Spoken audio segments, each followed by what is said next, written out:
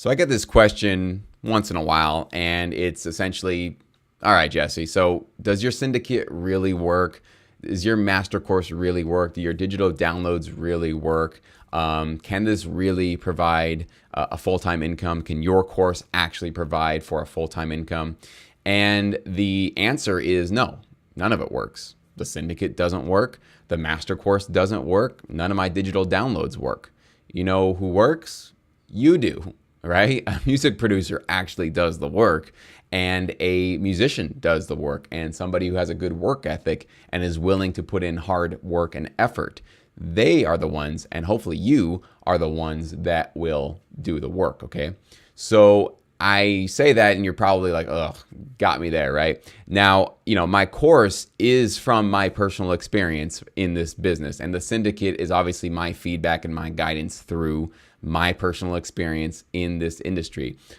What you'll find a lot online out there is there's a lot of people writing articles and blogs, and you do a little bit of research on who they are and why they're writing this article, and you find out they don't have a lot of experience in the licensing business. So a lot of the stuff that they're portraying out there is just stuff they either read in another article, or maybe they've just heard through the grapevine. They think that's how it works in the business. I don't rely on any of that stuff, okay? Everything that I put together is from my own experience in this industry. So anything that I teach is only practical, useful knowledge and tips and wisdom that you can actually put to work, okay? Even with all of that, though, even with a sort of insider's look at how this industry works, none of that does you any good unless you are willing to work, okay? So if you're looking at anything that I offer, the syndicate, the master course, or anybody else's products or anything else out there, and you think that there is a sort of get rich quick scheme, or somebody out there can do all your work for you, and that's what I hear a lot when people are like, Jesse, just tell me what music library to send to. Just tell me this. Just tell me that. It's not going to do you any good for me to even sit in front of you in your studio, tell you what track to make, what library to send it to, guide you through the entire process getting started into this business. Because none of that matters if you can't consistently keep showing up and keep producing and keep building relationships, and maybe even branch out and grow new relationships with new libraries. Because it'll happen. You'll be submitting to a library for years, and one day either they get shut down, they get bought out, the guy you're submitting to leaves the company, and now you don't really have a contact there. It happens all the time. It's happened to me.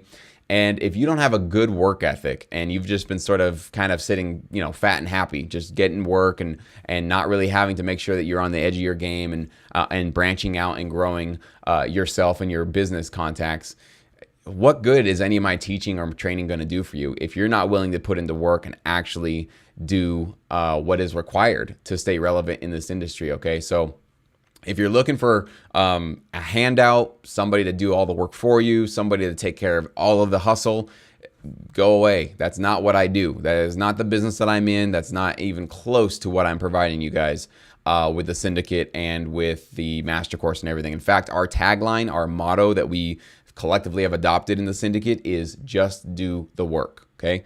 No excuses, no BS. Don't want to hear why it didn't get submitted or why this couldn't be done or whatever.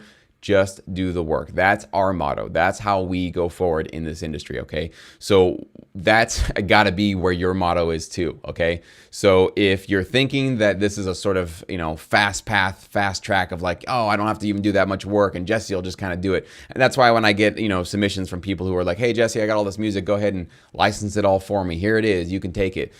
I know what that really is. What that is I don't want to do the work. I don't want to do the dedication. I don't want to really take the time to make sure that I can make this a long-term income. I'd rather just hand off all of this to somebody else and they can do the work for me. That doesn't work anywhere on planet Earth. No industry, no business that you could be a part of would ever would that fly for having a long-term sustainable income for yourself, okay? So I think most of you guys understand this fundamental concept, and I think that's why you're subscribed to this channel, and that's why you follow what I do, is because you get it, right? You're not looking for the easy fix and just the handout. You know that it's going to take sort of persistence and consistency to succeed. Now, it's a double-edged sword. So part of that is frustrating and annoying because, man, I wish I could just be successful now, right? I get it. You want to get your placements up, you get your catalog up, and quit your job and just do this full-time. I understand that thing. But Think about it this way. The fact that it is not easy, right? The fact that it does have some layers of filtering out, right? This industry does have some layers of filtering people out where a couple people get placements, they get excited, and then they just kind of flake off and go away. Some people can even maybe last a year. They don't see the royalties they think they deserve, and then they walk away. By the time they realize it, they have all these royalties coming in like a year later, and now they're kind of behind the game, which is very common, happens to a lot of people. But because there's this kind of barrier to entry, it's not that easy. It takes time, it takes consistency. That means that there is space there for you to become successful, okay? If it were super easy and everybody can do it and everybody could maintain the consistency to do this for the long haul, there would probably be no room left over. It would be way too oversaturated. This business would probably be, I don't know, it'd be hemorrhaging. There'd be probably a lot of problems with it. And the price of everybody's productivity would probably just go down as far as like how much people would be paying for music, because there'd be hundreds of thousands of people that are doing this already full time. So the fact that it's difficult and not easy can, if you think about it the right way, can actually motivate you, and that most people are lazy, right?